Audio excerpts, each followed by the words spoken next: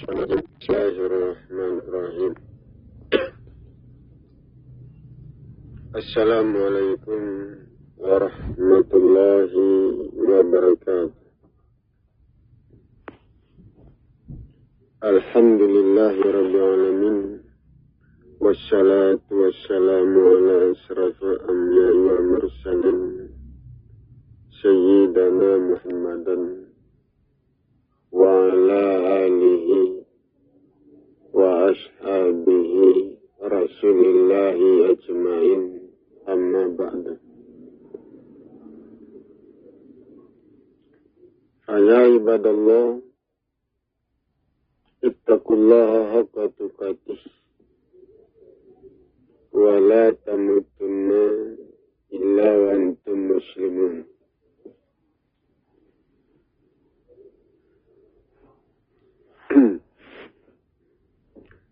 Puji syukur kita berikan kepada Allah, Tuhan semesta alam.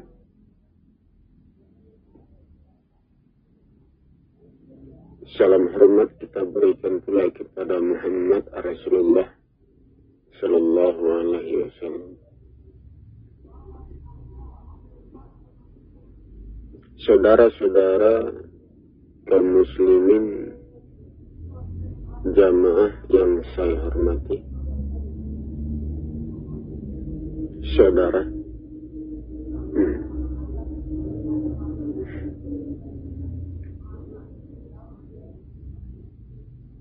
Allah adalah kebenaran.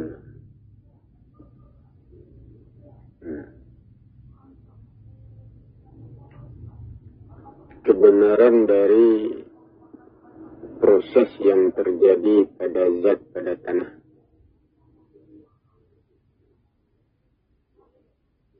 Apa saja yang terjadi pada zat, pada tanah, pada makhluk seluas langit dan bumi, kejadian itu benar. Ada dasar hukumnya. Nah, itu. Dasar hukum yang mendorong terjadinya sesuatu. Seperti tanaman, yang mendorong tanaman itu tumbuh subur apa? Air. Air itu penyebab. Kalau tidak ada air, tanaman tidak tumbuh subur. Itu. Jadi dengan adanya air, tanaman itu subur. Berarti kuat kemampuan untuk menyuburkan tanaman itu datang dari air. Berarti kekuatannya kuat, pedangnya kuat, dasar hukumnya kuat. Nah, itu. Dan air memiliki kekuatan untuk menyuburkan tanaman. Kalau air diganti dengan zikir bagaimana? Nah, itu lemah. Apalagi air diganti dengan yang gaib.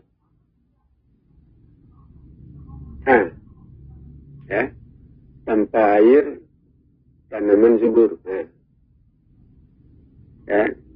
Hanya disiram dengan zikir atau dengan keyakinan pada Tuhan yang gaib.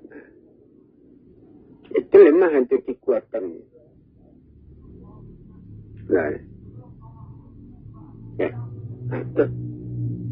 Nah, jadi kemampuan atau kekuatan untuk mendorong tanaman itu subur itu datang dari air.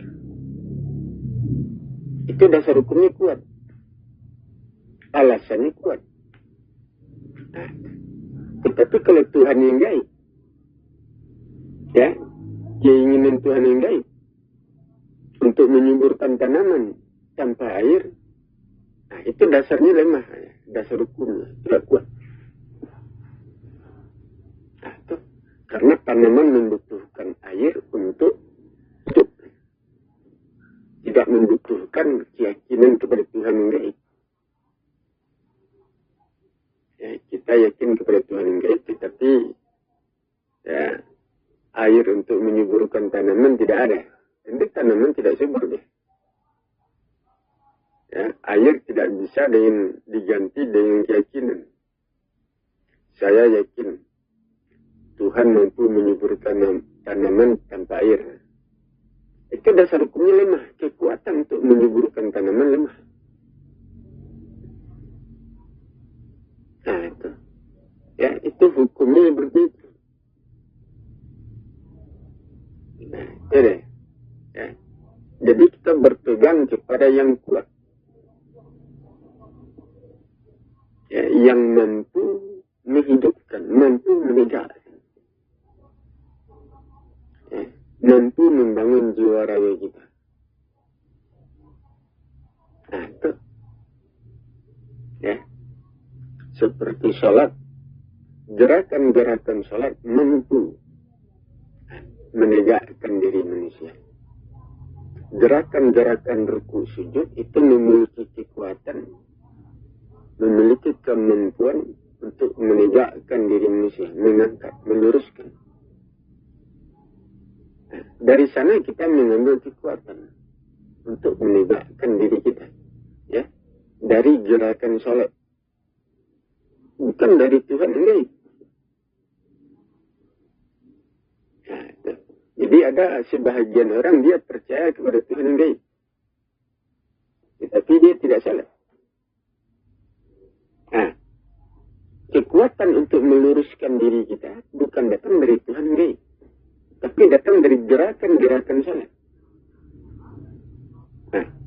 Nah, gerakan-gerakan ruku sujud, gerakan-gerakan itu memiliki kekuatan dan kemampuan untuk menegakkan diri manusia, untuk meluruskannya, untuk memperkokohnya. Ya, nah, gerakan itu dasar hukum yang kuat untuk menegakkan diri manusia. Nah, itu ya, dasar hukumnya kuat, alasannya kuat. Ya, kemampuan ibadah dalam menegakkan manusia, meluruskan manusia, itu dasar hukumnya kuat. Dibandingkan dengan percaya saja kepada Tuhan, Tuhan yang akan menolong kita walaupun kita tidak beribadah. Itu lemah dasar hukumnya, tidak kuat. Nah, itu ya, nampak ada. Ya, kaji ini berkembang.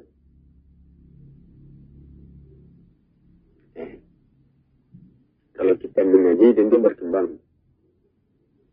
Ya, pengetahuan, pelajaran. Nah, itu. Ya.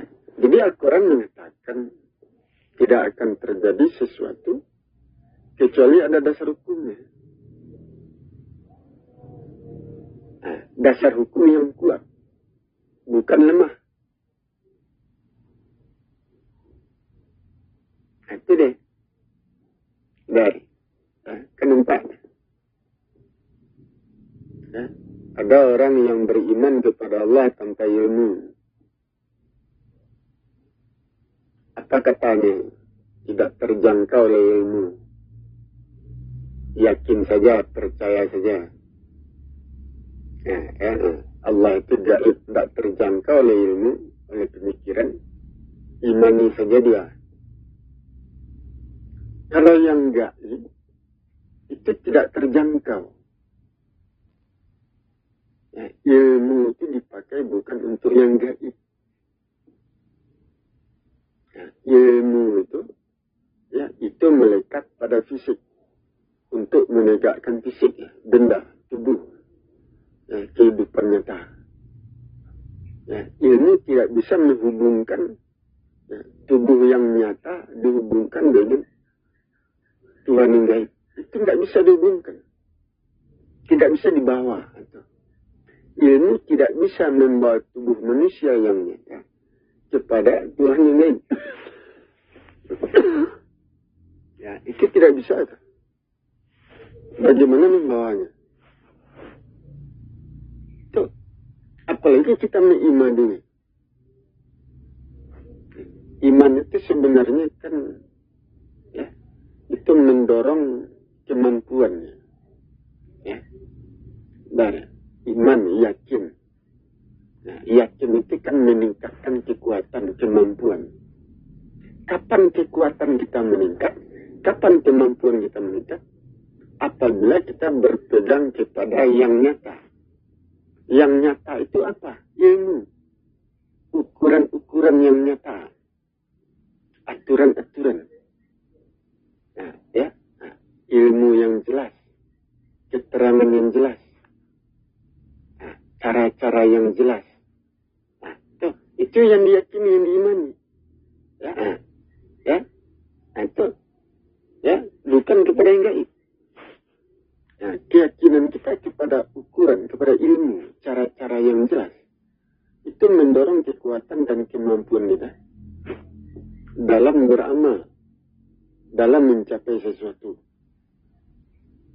Nah, itu nyata.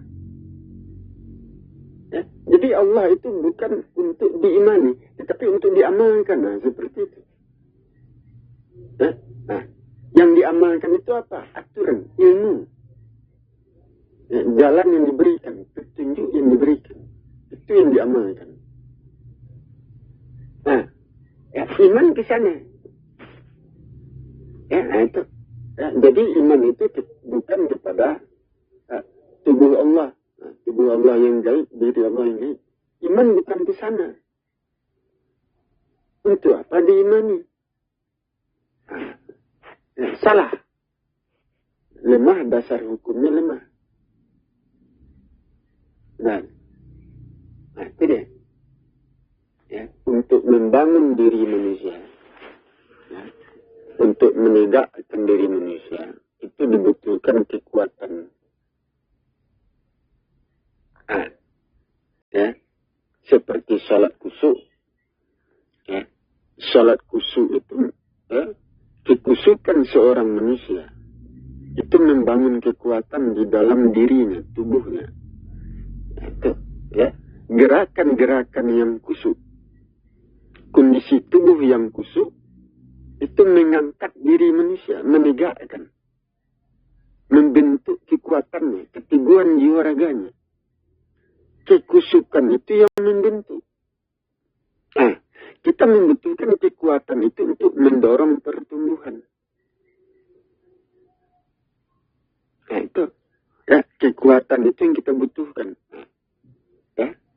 Nah, kekhusyukan manusia itu membentuk kekuatan atau tenaga di dalam dirinya. Tenaga diperlukan untuk mendorong pertumbuhan. Nah, itu. Jadi kita tidak membutuhkan iman kepada yang gaib.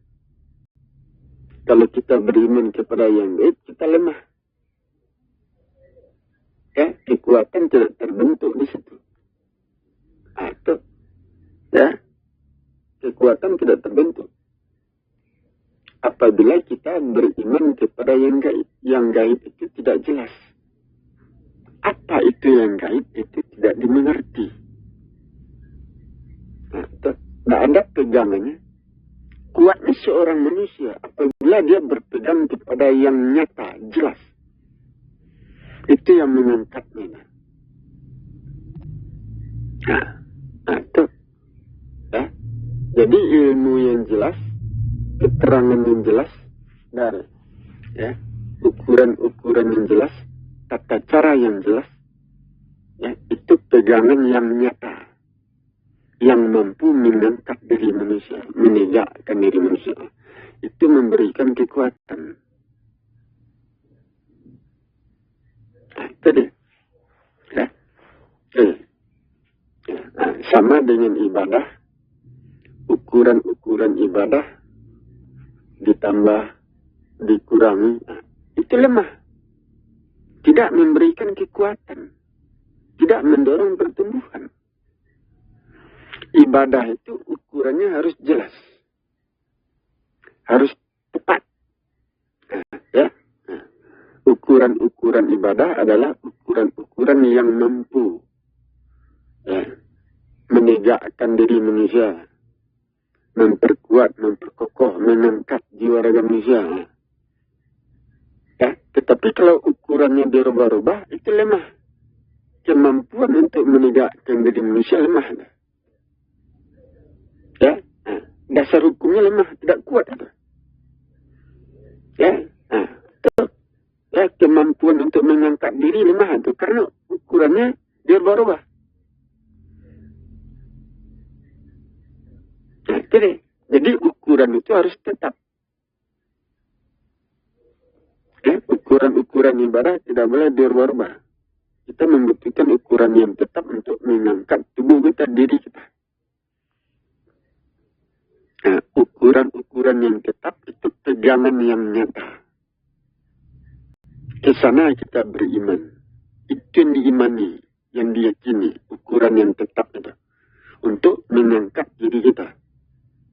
Nah, mendorong pertumbuhan jiwa kita. Itu pegangan nyata. Ukuran yang tetap. Tapi kalau kita beriman kepada yang gaib, tidak jelas, tidak nampak, tidak diketahui apa itunya.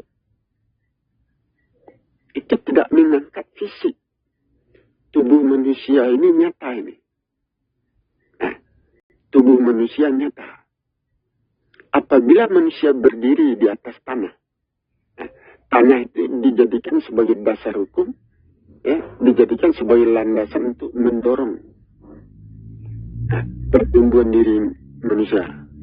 Tanah itu, ya, kalau kita berpijak di atas tanah, ya, tanah itu kan keras itu, ya, berpijak kita di atas tanah itu mendorong kita naik. Ya. Kalau kita melakukan lompatan itu sebagai landasan untuk melakukan lompatan tanah yang keras itu. Nanti deh, karena tubuh kita nyata, ya. Kita tidak bisa bersandar kepada yang gaib. Yang gaib itu bukan tanah. Ya, yang gaib itu bendanya tidak nyata. Tidak bisa dijadikan tempat berpijak. Tempat bersandar. Nah, itu tidak bisa itu. Ya, kalau kita melakukan lompatan, kita bersandar kepada tanah yang keras. Tidak bisa kita bersandar kepada air. Ya, berdiri di atas air. Tidak bisa. Ya? Tenggelam kita. Ya, kalau kita ingin melakukan lompatan, berdiri di atas tanah. Tanah yang keras itu mendorong kita untuk melakukan lompatan yang tinggi. Kalau air, itu tidak mendorong. Apalagi yang gaib. Yang gaib tidak mendorong pertumbuhan manusia. Manusia itu nyata. Zat kasar. Makhluk nyata. Sementara yang gaib itu bukan yang nyata. Itu tidak bisa dijadikan pegangan sebagai landasan untuk mendorong pertumbuhan kita. Tidak bisa. Lemah. Tidak mampu. Nah, itu. Ya. Nah, jadi pegangan manusia yang sebenar-benarnya itu nyata. Nah, yang diimani itu yang nyata. Nah, kan nampak itu. Nah, itu dia. Itu hukum-hukumnya seperti itu. Dasar hukumnya. Baik. Nah, jadi kita beriman kepada yang nyata. Yang nyata itu ukuran itu. Ukuran yang tetap. Jelas. Bukan yang gaib. Iman itu kan berfungsi untuk mendorong pertumbuhan, memberikan kekuatan kepada kita. Ya, dengan kekuatan itu pertumbuhan jiwa raga kita didorong, diangkat, ya, dibentuk. Nah, itu iman itu jatuhnya kepada ilmu, ukurannya, tata cara itu yang diimani. Tetapi yang gaib tidak mendorong pertumbuhan, karena yang gaib itu bukan nyata, bukan sesuatu yang nyata. Bukan sesuatu yang keras, yang bisa dijadikan landasan untuk berpijak, untuk mendorong kita. Mendorong pertumbuhan kita, bukan. Nah, jadi itu hukum-hukumnya seperti itu. Nah, kan nampak ya. Nah, jadi itulah yang harus kita perhatikan, yang harus kita pahami, yang harus kita pelajari. Bahwa segala sesuatu itu disandarkan kepada yang nyata. Kenapa? Karena tubuh manusia nyata. Nah, tubuh manusia yang nyata itu untuk pertumbuhan dirinya itu didorong oleh yang nyata pula. Oleh benda-benda nyata, makhluk nyata, hubungan manusia dengan langit dan bumi nyata. Hubungan itulah yang mendorong pertumbuhan dari manusia. Karena tubuh manusia nyata. Nah, jadi demikian supaya kita perhatikan, kita pikirkan, kita pelajari. Saya akhiri, wabillahi taufiq hidayah. Wassalamualaikum warahmatullahi wabarakatuh.